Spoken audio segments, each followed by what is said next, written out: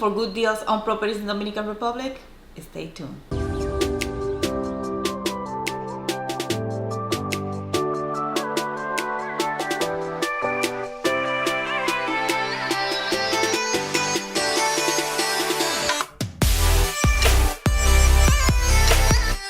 Hi guys, welcome back to my channel. If you are new to the channel, welcome. If you like Dominican culture, learning how to cook some Dominican food, learning a little Spanish, just a little fashion, you're at the right place. So welcome. And if you would like to support my channel, go ahead and join my Patreon page. And if you want to know more about Dominican culture, go ahead and download my free ebook, Another Day in Paradise, The Beginner's Guide to Dominican Republic at norverisart.com. And on today's video, I want to share with you how to find good deals and how to transfer properties in Dominican Republic. So how can you find good deals on properties in Dominican Republic? You can find good deals through the bank. Usually the banks have properties that have been repossessed from the owner. And that is something that is very similar to what we call here foreclosure. But we don't use that term in Dominican Republic. The term that we use is propiedades adjudicadas del banco. Yes, I know. I'm gonna put that term right here in the video. That way you know what you're searching for when you are in the bank website. So what banks will have this property in the Dominican Republic? Pretty much any bank will have a list of this property in their website, and they usually have it sorted or separated by city. For example, if you want looking for property in Santo Domingo, they will have it in Santo Domingo. Or if you're looking for property in Santiago, La Romana, they have them separated by city. And beside real estate, they also have automobiles and they have art. And on the description below, I will add a few banks' website where you can just click on the link and search for those properties. My recommendation is go to the bank's website, see what they have available. If you see something that you like, go to the bank and ask to speak with a representative and ask them specific questions about this property. If they don't have that property available, because it may be the case that they haven't updated what they have online, ask them to give you an update list of what they have available. And in the case that they do have that property available, they will make an appointment with you to go and check that property out. And then after that, you will have to submit a proposal with the price that you are willing or want to pay. And after that, you just have to sit and wait and be patient, because sometimes in Dominican Republic things take a little longer than what it should. And another recommendation that I have is that if you have anyone local that you trust, to send that person, or that you can go with a person that can speak the same lingo than the local, because sometimes Dominicans tend to see dollar signs when they see foreigners. So what kind of properties you can find in these bank websites?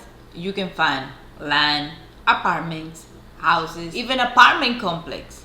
So it's a lot of properties that you can find to this way. So I recommend for you to go and check it out if you want to find some good deals in Dominican Republic. Now we're going to start with our second subject, which is how to transfer your property in Dominican Republic. So how to transfer properties in the Dominican Republic? Let's start saying there are no restrictions for foreigners to buy properties in the Dominican Republic. But before you purchase any property, it's highly recommended for you to investigate the legal status of that property. So how do you investigate? There are two ways that you can do this. The first one is hiring a lawyer, and the second way is to do it on your own, but this way is very risky. I personally recommend for you to do your investigation before buying anything in the Dominican Republic. I have heard so many cases of people selling land that are not belong to them. Yeah, I'm not talking about Dominicans selling to foreigners, no. I'm talking about Dominican selling to other Dominican. And even if they show you the certificate with the cedula showing the surname, you still have to do your investigation. And after you investigate and everything is in order, then you need to follow the next step. In order to do this investigation, the owner need to provide you with copy of the certificate, copy of his or her ID, document showing that this property have been updated with tax payment or is tax exempt, and if it is a condominium, regulation of declaration of association. Now that you investigated your property, purchase it, now it's time to do the title transfer. So how do you do it? One of the documents that you need to take to the title transfer office is a proof that you have paid the transfer taxes fee. and this fee is about 4%. It's 3% transfer fee, which is the 3% the value of the property, and 1% is administration fee. So what documents do you need to take to the title transfer office? The first one is the purchase agreement between the buyer and the seller, and this agreement must be notarized. It should contain description of the property, purchase price, and any other agreed condition of the property. And if the seller is married, the spouse also need to sign. Also, you will need the copy of the certificate, evidence of tax payment, the original, and copy of both IDs, the owner and the seller. Now, take all these documents to the title register and they will issue a new certificate in your name and they will cancel the old one. This process can take as little as a few weeks, as long as a few months. This all gonna depend on how much work this specific title register office has. Also, it works the same if you inherit any property in the Dominican Republic. There are no restrictions for foreigners, except that you will pay the 3% of the appraised value of the property. And if you live outside of Dominican Republic at the moment of the inheritance, you will have to pay 4.5%. Now let's talk about taxes in Dominican Republic. I know that we all hear that you don't have to pay taxes in Dominican Republic, but this is not 100% true. If you own a property in Dominican Republic and it's appraised by the government of less than 7.5 million pesos, which is about $130,000, you don't have to pay taxes. But if that property is over that cutoff, then you will have to pay 1% yearly tax. For example, if you buy a property that costs you $135,000, you don't have to pay nothing for that $130,000.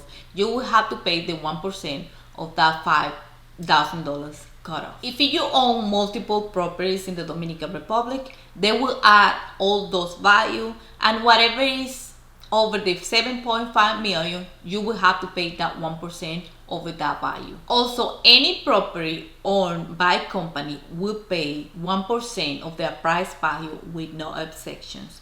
This payment, they divided in 2 payments every year, with the due date are March 11 and September 11 of each year. Here are some exceptions of people that do not have to pay yearly tax.